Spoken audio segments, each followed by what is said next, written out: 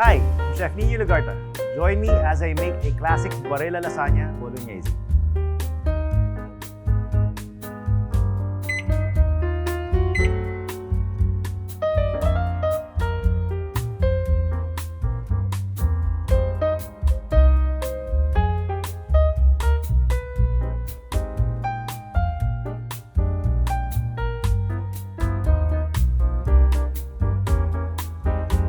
Barilla Bolognese sauce is made with real Italian beef and pork and 100% Italian tomatoes. There's no added preservatives, that's why it has a real homemade taste. The Barilla lasagna is made in Italy. It's oven ready, that's why there's no boiling needed. It's so convenient to use, that's why it's perfect for this upcoming holiday season.